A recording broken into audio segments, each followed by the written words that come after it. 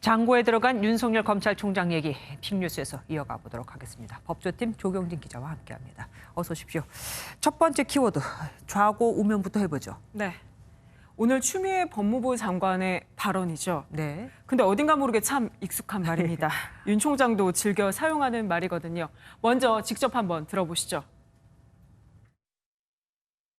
저희들은 좌고우면하지 않고 어떠한 사건이든지 원칙대로 처리해 나가고 있고 앞으로도 그렇게 할 생각입니다. 네, 지난해 국회 법사위 대검찰청 국정감사 때 기억하시겠지만 여야가 조국 전 법무부 장관 가족에 대한 검찰 수사, 검찰개혁 두고 공방이 뜨거웠었죠. 이때 윤 총장이 했던 말입니다. 조국 일가의 비리 의혹 수사에 대해 법과 원칙에 따라 수사하고 있다면서 좌고우면하지 않는다고 힘줘서 말했던 겁니다. 근데 공교롭게도 당시에 윤 총장이 했던 말을 오늘 추미애 법무부 장관이 윤 총장에게 되돌려주는 모양새가 됩니다. 보란 듯이 한 거군요. 네, 좌고우면을 뜻을 좀 볼게요. 왼쪽을 돌아보고 오른쪽을 곁눈질하다. 그러니까 무언가를 확실히 결정하지 못하고 돌아보면서 망설인다는 뜻인데 윤 총장에게 그러지 말라면서 윤 총장이 했던 말을 그대로 되돌려주면서 다시 한번 공개적인 압박에 나선 겁니다.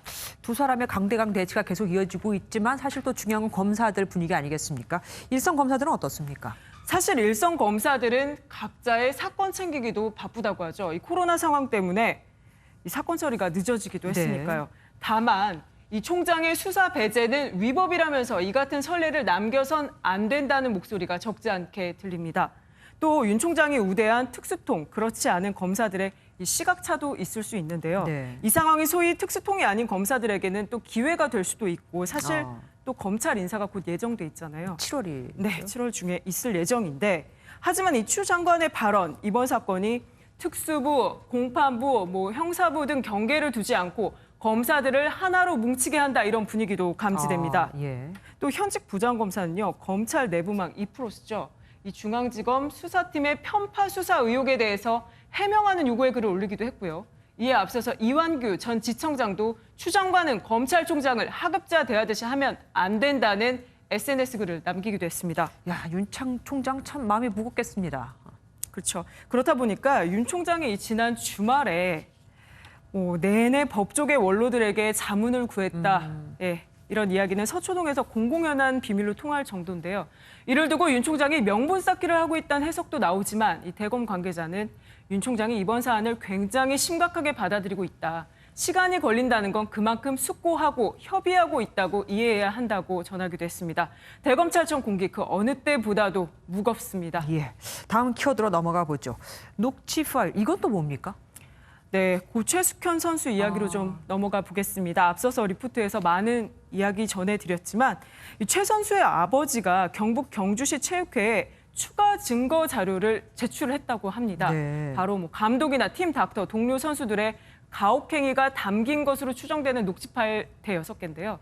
시체육회는 이 추가 증거 자료를 분석하고 수사기관에 전달할 예정이라고 합니다. 이미 녹취 파일이나 일기장 같은 거 좀 나왔었는데 그 외에 또 추가로 나온 거라 이거죠? 네, 그렇습니다. 앞서 언론을 통해서도 일부 공개된 녹취 파일이나 일기장을 보면 최 선수의 피해 상황으로 보이는 그런 내용들이 담겨져 있잖아요. 이 추가 제출한 녹취 파일에 담긴 내용도 이 앞서서 언론에 공개된 것들과 비슷한 맥락일 것으로 추정은 됩니다. 이미 공개된 이 녹취를 좀 들어보면 때리는 소리가 뚜렷하게 들리지는 않더라도 주고받는 대화와 이런 정황을 볼 때 정황상 폭행이 이루어지고 있다고 볼 수는 있었죠. 하지만 그럼에도 불구하고 이 가해자로 지목된 사람들이 혐의를 부인하고 있지 않습니까? 네, 일단 팀 닥터는 일부 혐의는 인정했지만 나머지 3명, 그러니까 감독, 주장, 또 남자 선배 이렇게 3명은 모두 혐의를 부인하고 있습니다.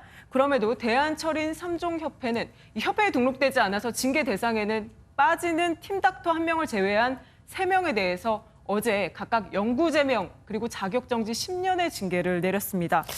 주장 선수 같은 경우는 메달을 땄었잖아요. 네. 그러면 연금도 나올 텐데 그건 어떻게 됩니까? 징계 여부하고 어떻게 상관이 되는 건지도 궁금합니다. 그래서 국민체육진흥공단 체육인 복지사업 운영 규정을 좀 들여다보니까 연금 수령 자격에 대한 내용이 나옵니다. 자격정지 이상의 징계를 받으면 체육연금 수령 자격은 상실됩니다. 일단은 이들이 법적 책임을 지지 않기 위해서 지금 혐의를 부인하고 있다라고도 볼 수 있기 때문에 이 시점에서 최 선수가 남긴 녹취 파일, 일기장 등의 이 중요한 의미를 갖고요. 나중에 이 사건이 재판에 넘겨졌을 때 이것들의 증거 인정 여부에 따라서 처벌 수위가 달라질 수 있다고 보여집니다. 네, 일각에서는 피해자가 숨지고 나면 피해자가 남긴 물건들의 뭐 증거 효력이 약해진다 이런 말도 들리던데 사실입니까? 네, 이 녹취나 일기장 등을 녹음하고 직접 쓴 사람이 있을 거 아니에요. 그 사람의 설명이 굉장히 중요하다고 네. 합니다. 그래서 이게 재판에 넘겨졌을 때 증거 능력을 갖느냐 안 갖느냐를 따져볼 때 이런 설명, 당사자의 본인의 그 설명이 굉장히 주요 요건이 된다고 하는데요. 다만 이번처럼 이 피해자가 사망한 경우라도 믿을 만한 상태에서 행해졌음이 증명된 물증이라면 증거 능력이 인정될 가능성은 큽니다. 네. 게다가 일기장 같은 경우는 고은 시인의 성추행 사건 네네네. 기억하시죠? 예, 기억납니다. 이 당시에 최영미 작가의 25년 전 일기장이 스모킹건이 됐던 것처럼 중요한 증거가 될 수 있다고 합니다. 검찰은 특별수사팀도 꾸렸더라고요. 네, 가해자로 지목된 4명에 대해서 적용된 혐의는 이 폭행, 아동복지법 위반, 강요, 사기 이렇게 4가지가 됩니다. 검찰은 4명을 공범으로 보고 수사를 진행 중인데 폭행 혐의를 입증할 증거와 증언 등은 일부 확보한 상태고요. 네. 사기나 강요 혐의는 이 선수들의 지원금을 이 주장 선수가 개인 통장으로 입금하도록 뭐 강요했다 이런 부분 등에 해당하는데 여기에 대해서는 보강 수사가 진행 중인 것으로 전해지고 있습니다. 지금 말씀하신 뭐 폭행, 강요, 사기 뭐 다 인정이 되긴 하는데 공분이 커지면서 살인죄가 적용돼야 한다 이런 얘기도 들리더라고요. 네, 국민 감정상으로는 굉장히 안타깝고 또 분노하는 상황이지만 살인죄 적용 가능성은 낮다는 게 이제 법조계 중론입니다. 네. 왜냐하면 살인죄 적용하려면 살해의 고의성, 행위가 모두 있어야만 성립되기 때문인데요. 다만 범행이 장기간에 걸쳐서 벌어졌고 피해자가 죽음에 이르렀기 때문에 이와 관련한 가중처벌 적용 가능성은 제기됩니다. 가중처벌. 네, 이 모욕죄나 방조죄 여기에 폭행죄가 증명되면 나아가서 폭행죄가 증명됐을 때 상해죄나 상습 폭행죄 등도 적용될 수 있다는 그런 의견도 나오는데요. 특히나 가해자들이 공동으로 강요나 폭행을 했다고 밝혀진다면 양형의 2분의 1까지도 가중될 수가 있습니다. 엄마 사랑해. 그 사람들의 죄를 밝혀줘. 최숙현 선수가 카카오톡에 마지막으로 남긴 메시지죠. 네. 끝까지 지켜봐야겠습니다. 고맙습니다.